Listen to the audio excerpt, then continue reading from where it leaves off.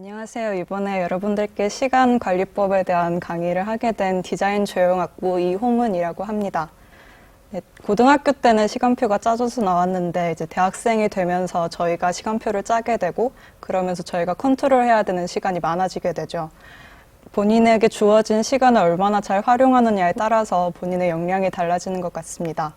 네, 제가 지금부터 할 얘기들이 조금 뻔한 얘기일 수도 있는데 여러분들이 이 얘기를 듣고 앞으로 어떻게 시간을 잘 활용해서 쓸 것인지 다시 한번 다짐해보게 되는 계기가 되었으면 하는 바람입니다.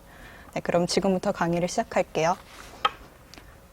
네, 저는 이 세 가지 포인트를 중점적으로 말씀을 드릴 건데요. 먼저 첫 번째로 집을 멀리 하자에 대해서 얘기를 해보도록 하겠습니다. 보통 집이라는 공간을 생각하면 휴식의 공간이라고 생각할 때가 많죠. 그래서 그건 특히 자취생 분들에게 더더욱 그런데 저도 기숙사 생활을 하다가 자취를 하게 되면서 집이라는 공간이 휴식의 공간이기도 하지만 자칫 잘못하면 나태해지기 쉬운 공간이구나 하는 걸 많이 깨닫게 됐습니다. 집에서 적절한 휴식을 취하면은 아주 좋은 휴식 공간이 되지만 그 휴식의 시간에 안주하다 보면은 나태해지기 쉬운 공간으로 변해버리는 거죠. 왜 나태해지기 쉬울까라고 생각해보면 뭐 스마트폰도 있고 집에는 침대도 있고 컴퓨터도 있고 되게 저를 유혹하는 것들이 많더라고요. 그래서 저는 되도록이면 집에 오래 머물지 말자라고 본인만의 일종의 룰을 정해서 생활을 하기 시작했습니다. 네, 여러분도 혹시 자기가 집에서 무의미하게 낭비하는 시간이 많다고 생각되시는 분들은 집을 멀리하도록 하는 게 좋습니다. 저 같은 경우에는 일부러 친구와 약속을 잡는다든지 영화를 보거나 전시를 보는 등 일부러라도 집 밖으로 나가려고 많이 노력하는 편이에요.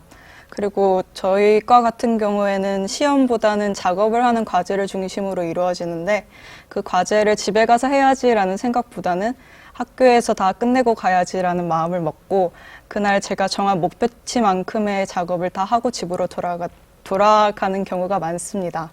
그러면은 집에 있다 보면 아무래도 딴짓을 하느라 과제를 하는 시간도 많이 지체되게 되는데 미리 하고 돌아가게 되면 집에서 마음 편히 쉴 수도 있고 또 그만큼 다른 여분의 시간을 확보할 수 있게 되죠. 집에서 시간을 할애하기보다는 집 밖에서 경험을 쌓아가는 것이 더 의미 있는 시간을 보낼 수 있고 또 멀리 봤을 때 그렇게 쌓아간 경험들이 나중에 본인에게 좋은 영향으로 돌아온다는 것을 알아두셨으면 좋겠습니다. 네, 다음으로 말씀드릴 것은 매 시간 그 순간에 할 수 있는 가장 최선의 것을 하자라는 것인데요. 할 일이 갑자기 많아지게 되면 뭐부터 해야 될지 혼란스러워질 때가 많아요. 그래서 이걸 하면서도 남은 다른 것들은 어떻게 하지라는 생각에 이것도 안 되고 저것도 안 되는 상황이 발생하기도 하는데요. 그럴 때는 그냥 내게 지금 가장 급한 게 뭔지, 가장 필요한 거랑 내가 당장 할 수 있는 게 뭔지를 생각한 다음에 그 이외의 것들은 잠시 잊어버리는 게 좋습니다. 뭐 지금 하고 있는 게 있는데 나머지 것들을 걱정한다고 해서 그게 동시에 해결되는 것도 아니고 오히려 지금 하는 것에 집중해서 빨리 끝내고 그 다음 것들을 차근차근 해나가는 것이 오히려 더 효율적일 수 있기 때문이죠.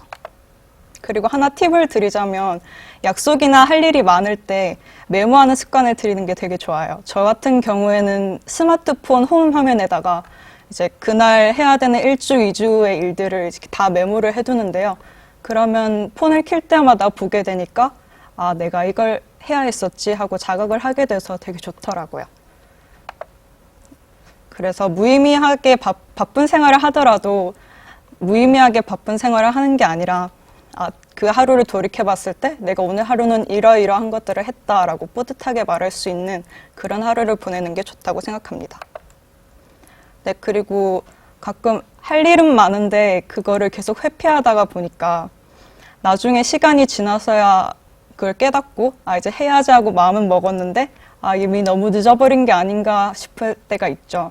그럴 때는 그러면서 왜 내가 진작에 하지 않았을까 하는 후회를 하게 되고 그러면서 또 무기력해지고 그렇게 시간을 흘려보내는 경우가 많은데요.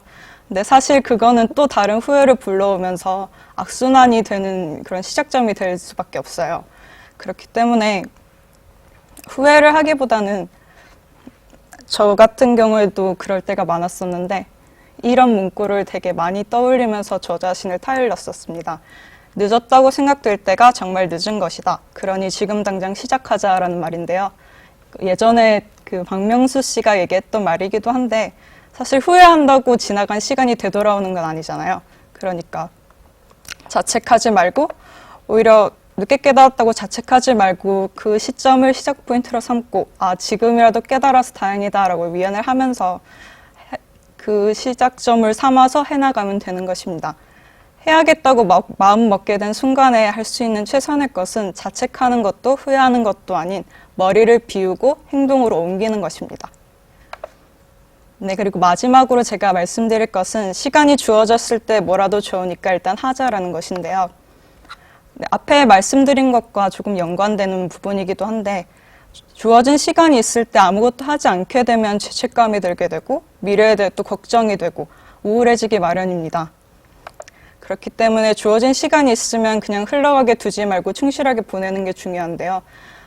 공부가 하기 싫다면 오히려 동아리 활동을 하든지 축제를 즐기는 것도 저는 좋다고 생각해요. 특히 저학년 때는 그런 부분도 좋은 경험이 된다고 생각하거든요.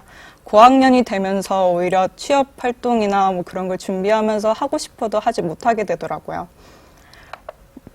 그리고 이 부분은 제가 저희 조형학과 학생분들에게 말씀드리고 싶은 부분인데 작업을 초반에 하기 시작할 때 좋은 아이디어가 떠오르지 않아가지고 주제를 뭘로 할까, 좋은 아이디어는 없을까, 재료는 어떤 걸 써야 될까 하면서 계속 앉아서 고민만 하는 사람들이 있어요.